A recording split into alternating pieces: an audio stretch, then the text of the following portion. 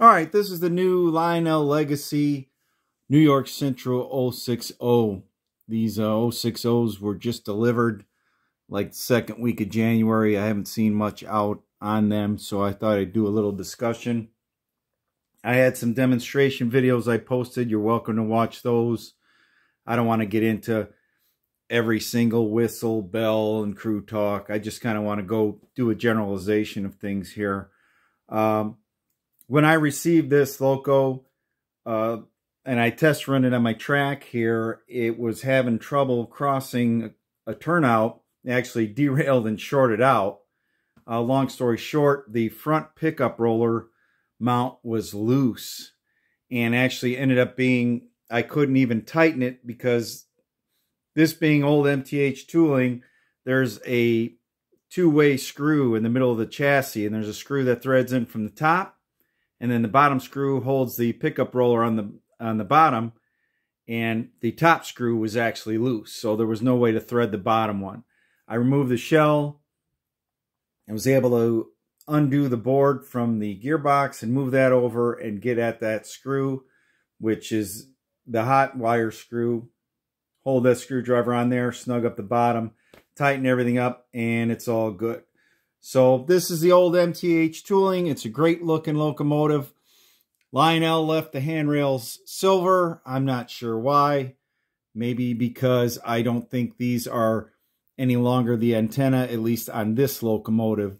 Dave Olson of Lionel mentioned this engine was too small to fit in the Legacy command board, so the boards are actually in the tender. And you have a pretty complicated, extensive tether there. I wasn't really thrilled about when I heard about it, which was after the locomotive was announced, but I figured, well, we'll just see how this goes. And I believe the antenna is probably here under the coal pile. The coal pile is held on by magnets. There's two alignment pins towards the front, so if you kind of rock it a little bit and raise it up, and then you can see the wire, as well as your run program, your Bluetooth, and your smoke switches are under there. I suspect these wires might be the antenna. Having said all that, the locomotive runs real well, and when I had it open, I noticed the gearbox looks to be a quality item. There's a rather sizable can motor mounted horizontally in the firebox, and the gearbox, actually, the worm rides on ball bearings. So it looks like, with the exception of the tether, which is more about space, a lot of people say, oh, cost cutting. It's the only way to get this engine to operate in Legacy and have the features it has is through the wire tether. Now, I'm no electronics expert. There's guys that are, but I'm assuming all the goodies are in here and everything has to go back here to make it happen. So I think it's a 20-pin tether. This does have a swinging bell, no smoking whistle, but personally, I find the swinging bell every bit as good as a smoking whistle, possibly better, because you don't hear too many failure complaints over the swinging bell, and it's just as much fun, adds as much play value as the whistle. This thing is geared real low for a switcher. Lionel definitely, it runs like a switcher. I have video of where it runs basically 1 scale mile an hour. It does a real nice job on that. It has a little bit of hesitation here and there. I attribute that to needing some break-in time. I've only got about a half an hour on it. I normally run my engines at least 30 minutes forward, 30 minutes backward with no cars or anything, get things worked up, get the grease worked in, get the gears to seat and everything. This gearbox being, in my opinion, what looks to be a better quality. The tolerances are probably a little snugger. It's probably a little tighter. Usually you have shafts just floating in bronze bushings, and there's a lot more space for movement, less chance of things being a little tighter than they should be. But it switches, it runs good. The tether, it's kind of temperamental. What I'm surprised with, the tether doesn't seat in there real tight like I would have expected. It just goes in there. You pretty much not sure if you have it all the way in or not. Maybe that's so that the pins don't get damaged when you try to remove it. You know, it just fits in there. And if you're careless, it won't seat. The engine won't run properly. If you get one of these, if you get a flashing cab light or runs erratic, a couple times on me, it tries to run away a little bit, you can probably bet that your tether's not fully seated straight even. You know, it might have got pulled out slightly. But other than that, once you get it in there, you leave it alone, it seems to run really well. Because these turnouts in here by my ice platform are 036, I would have gone with something like 048, but at the time, I thought 036 was good. But I have it on the further drawbar, and the deck plate will actually ride below the floor of the tender, which I believe is their intent. If you put it up here, as this comes in closer, it can catch. So if you're running down on the outer hole, put this in here, and there's enough room here for it to pivot and move around. If you're running the closer one, then it can go on top. I also, when I got mine, this drawbar was bent upward ever so slightly, and it was actually trying to raise up the back of the locomotive a little bit. Not a big deal, but it didn't track as well. Kind of adjusted that. Drawbar was a little tight.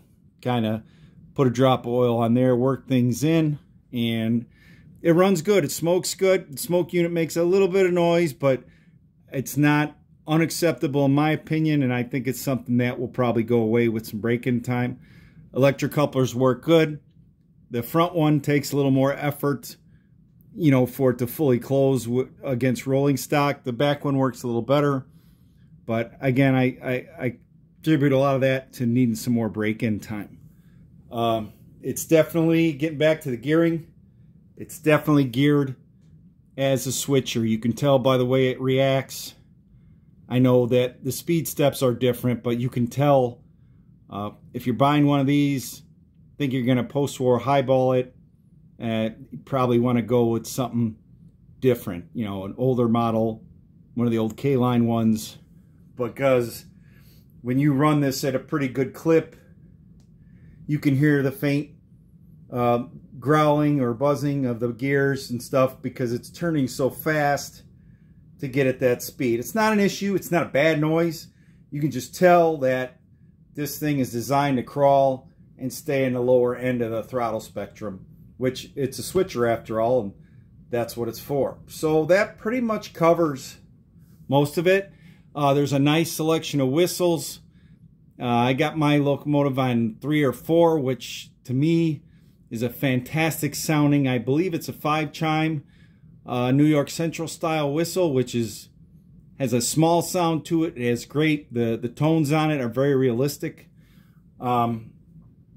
And that's about it. The chuff I think is a little heavy for a switcher, but you know, that's a negotiable thing. I'll probably paint these handrails eventually. I normally paint the drivers and anything else that's, you know, I know the H10 had some fittings up here that were unpainted. I fixed those. I think the H10 also, the bell, this was left brass up here. I touched that up, but it's really great.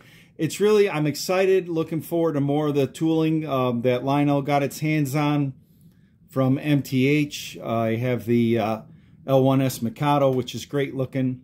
And right now, the new catalog, I'm thinking about the Penske Decapod, because I do Penske and New York Central. That's what I model here. But it's exciting. All the new tooling for guys like me that never tried DCS and kind of held out. I think we're being rewarded, so to speak, because now we can get all these great MTH tooled engines that we liked, and they'll run on our command system.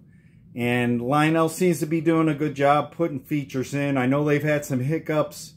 I know things have been delivered broken and things like that, but this engine looks like it had a good effort put in it. I think Dave trying to give us a swinging bell, trying to put something in a package where it doesn't fit.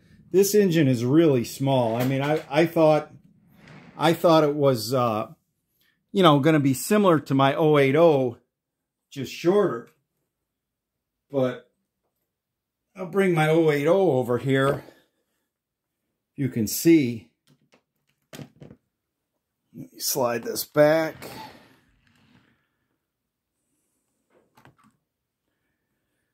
But my 080, a little dusty, is just massive in comparison. And I know that the last run of Legacy 060s, and then they hadn't been around, and the boards have been changing in Lionel, and while I don't have any concrete fact, I have the impression that they've gotten bigger, or they, for whatever reason, they've had trouble fitting them in, and that's why we haven't seen many of these 080s lately in Legacy.